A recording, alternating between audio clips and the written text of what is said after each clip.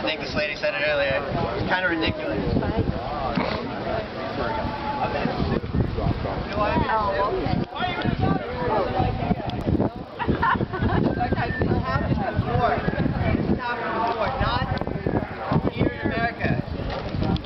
This happened in Argentina a few years ago. Financial system collapsed, destroyed, entirely gone. You know, and then they took our clothes. But you know what the people did? They took over the factories. Yeah, that's right. Yeah. Like in Oakland. They're taking it back. They're taking the country back. I'm taking my country back. I'm like you guys. You know what? I'm a 99%er. Iceland went through the same thing. They had a financial collapse too. You know what? The people took their country back. They wrote a new constitution. They didn't let the bankers control their lives, control their money. They're taking it back. We're the 99%ers. Come on, guys. We are the 99%! We are the 99%! We are the 99%! All right, people, we can line up. Start getting ready for the march. Come on, show us what you can do. I got you ready, guys. Like a crutch, baby, that's what keeps us up all night. Let's go! Hey, hey!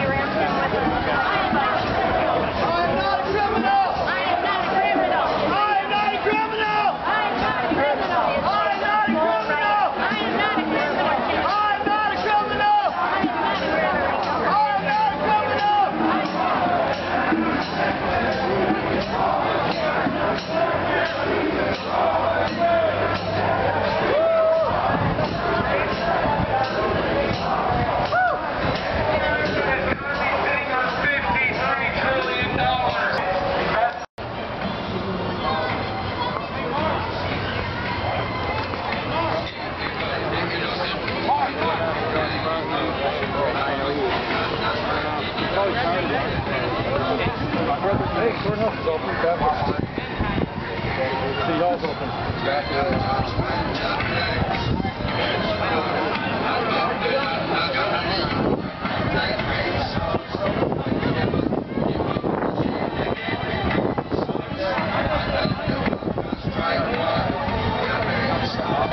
17th at 111 State Street from 5 to 7. We're going to be protesting and trying to get a lot of media coverage. So just mark your calendars for November 17th from 5 to 7. 111 State Street. We're gathering right before the super committee vote on the jobs bill.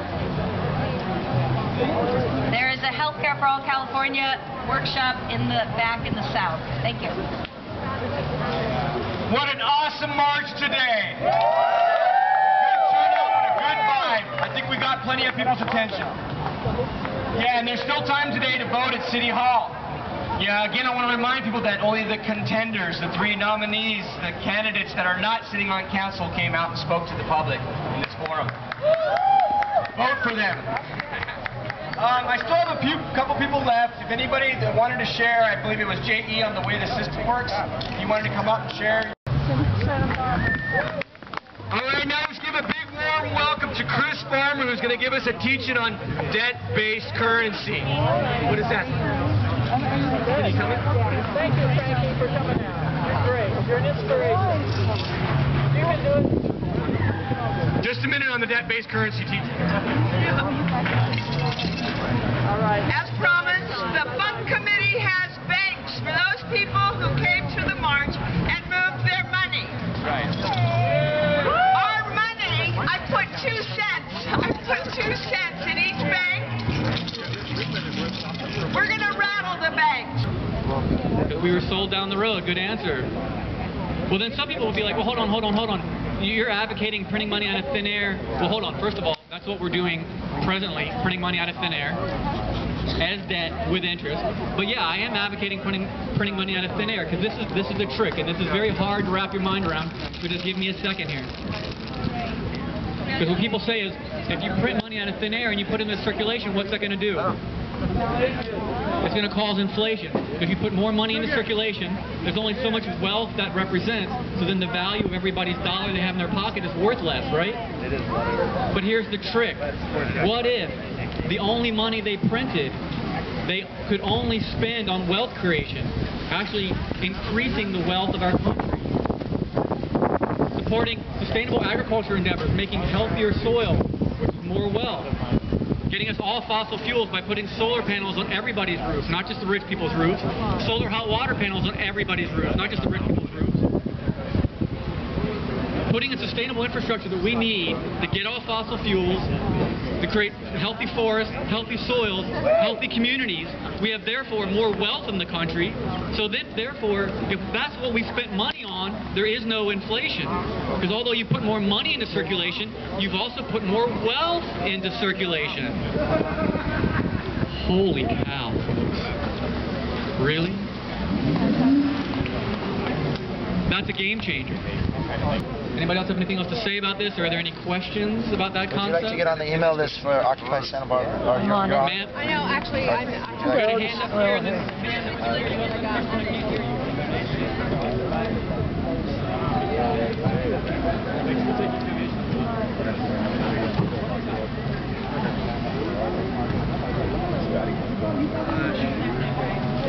Nobody's been staying.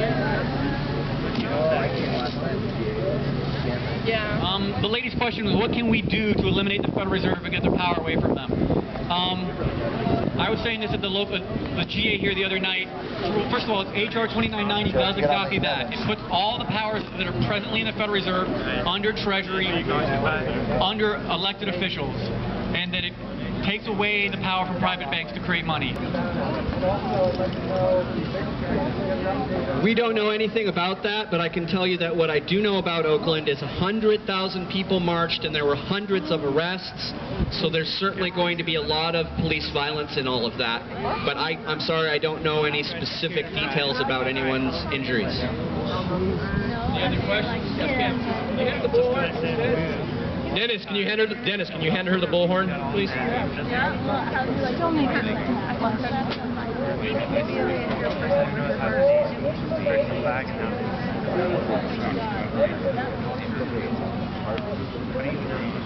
I did do some research on that for you, Judy, and what I found out is that Atlanta did get some city ordinances passed and go ahead and have police training for nonviolence. So that's one example for us to look at. I would certainly appreciate help from the legal research team, which essentially is everybody, because, you know, I'm not a lawyer, so I don't know, you know, any better than anybody else. But certainly anyone who wants to get on Google and go look this up, what we need, when we talked to Helene Schneider the other day, Helene Schneider told us that what she needs is examples of cities that have had oversight programs created and instituted, and if we can give her those examples, then she's willing to attempt to accommodate that, and you know, we don't know, but the sense that we got is that she might be willing to go to bat for that if we can show her examples of cities where that had happened.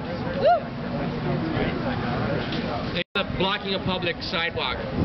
Yes, if you want to come up and speak to that, this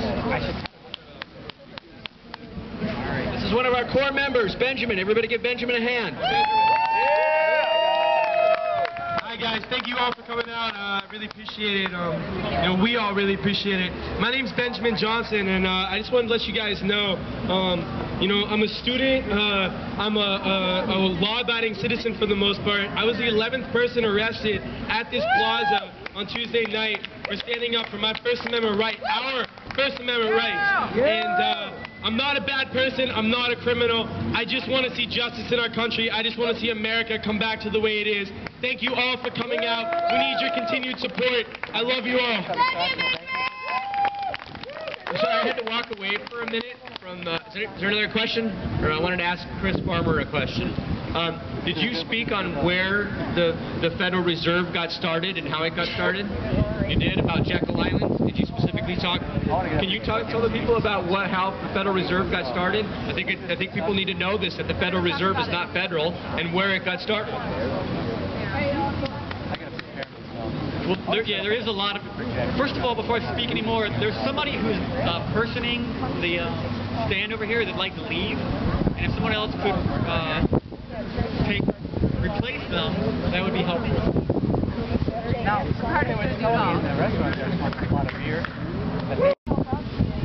Federal Reserve, once again, is only as a quasi-governmental affiliation, and that the President and Congress have to reappoint the chairmen. But it's a completely separate institution. They have a completely separate accounting. Their accounting, we've actually been trying to get audits, full audits of for a very, very long time.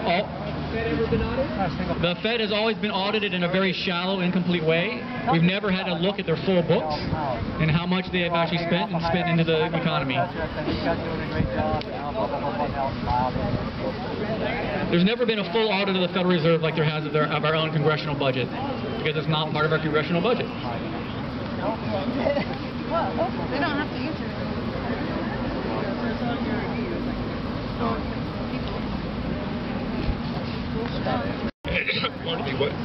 Whatever we can do to help you, we will send people here every Saturday and try and do whatever we can to really get this out there. So we thank you guys. We love you. We support you 1,000%.